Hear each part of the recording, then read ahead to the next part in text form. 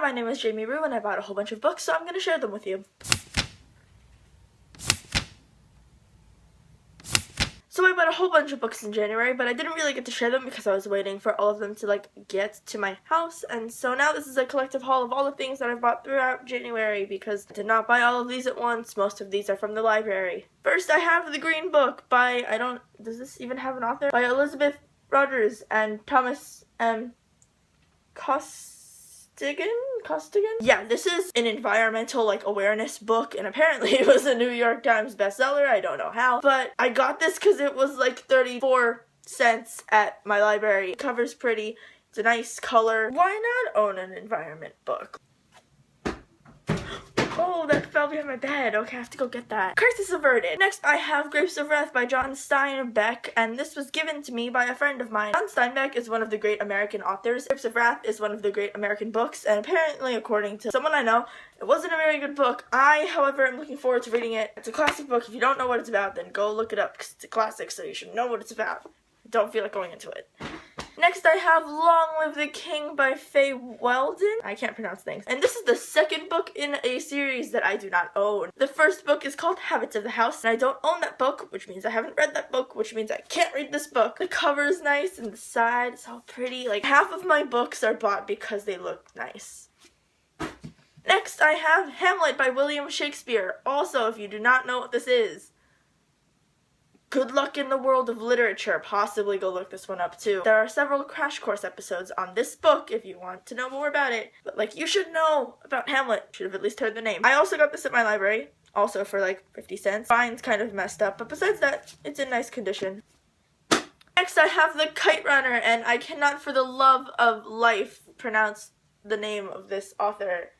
That is the name. If someone can pronounce that, please tell me, because I can't do it. This is a book that my school read if you were in an honors class last year, and I was not in an honors English class last year. I was in CP, but apparently it's good. I have absolutely no idea what it's about. It does not tell you on the back what it's about. You know what's the most infuriating thing? Why are you showing me a whole bunch of reviews on the back of the book? I do not care what the New York Times thinks about the book. I want to know the summary of the book so I can tell if I'm gonna like it or not. That would be nice. Thank you. Next I have Amsterdam, A History of the World's Most Liberal City by Russell Shorto.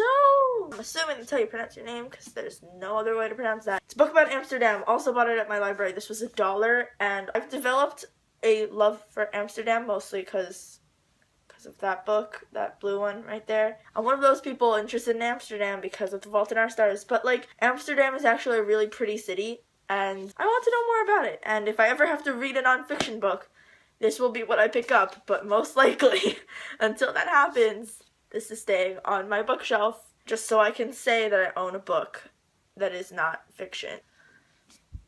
Okay, that almost fell off my bed. Next I have A Separate Country by Robert Hicks, and this is about the Civil War or something, if you can't tell from the cover, and this was also $1 at my library, which is why I bought it. It does a very odd thing, why does it swoop in here? I don't understand, what compelled the printer to do this with the book, and I don't understand. I am going to try to read this book. I generally don't like historical fiction, but my English teacher has been ragging on me to branch out or something like that because we keep reading logs, and he's like, there's just a whole bunch of fantasy and a whole bunch of contemporary YA. You might want to read something else, and so this is maybe might do that, except I have a whole bunch of other books to read. I don't know.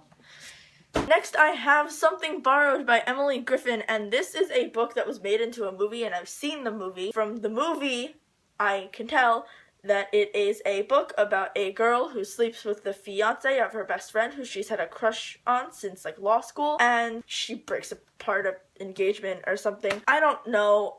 I got it because one, it was at the library. Can you sense a theme? This is we're all being sold at the library. The library is great. Check if your library sells books because they sell books for 50 cents and it's fantastic. If I buy this on Amazon, it's $8. Why am I'm not gonna do that when I can buy it for 50 cents and it's in very good condition. Anyway, it's an adult contemporary, and I don't know actually if I will like this book, but I'm gonna try it. So next I have Lux by Jennifer L. Armantrout, and that's actually not the name of this book. This is a mixture of onyx and obsidian, which are the first two books in this series. Those are the two books. I think it's a series about aliens. I actually don't know anything about the series. Yeah, it's about aliens. It's about aliens, and this cover is absolutely hideous. Like, I have a bone to pick with this publisher. And I just noticed that my copy of this book has this black mark on top of it, and this was not something I got at the library, so that's annoying. Next I have Shadow and Bone by this person whose name I cannot pronounce. This book, I've tried to read it before, like I've picked it up at the library and then I read the first page and then I got distracted by other books and then I never went back to it. I've heard that it's good. It's the first book in, is it called the Grisha Trilogy? It's called the Grisha Trilogy. Don't actually know what it's about. It has a nice cover though. I'm so vain. I'm just like, doesn't everything have a nice cover? And that's the only reason that I bought the book. Next I have Siege and Storm, which is the second book in the Grisha trilogy, and there's a version of this book that has like a gray cover, and I think that version is highly inferior to this version, because this version is like teal and pretty, and why would I want a dark gray version in comparison to this? Because we already have a dark gray one. I can't look at the back of this one, written by the same person, obviously, and now I just need the third book, and then I can marathon this series. Midterms. Next I have Cinder by Marissa Meyer, and watch for a review on this one because it is coming before Fairest comes out. I am promising myself that because I loved this book and I love this series, and I filmed a review in like July and it never got uploaded, and I said I was gonna upload one and it's a big mess, but anyway, I bought the paperback. It's black mark here too, and it's so fresh. Why are you putting a black mark on my book? Anyway, this book is amazing. It's like a dystopian future and there's like androids involved and like people that live on the moon, and it's great and it's fantastic and you should read it.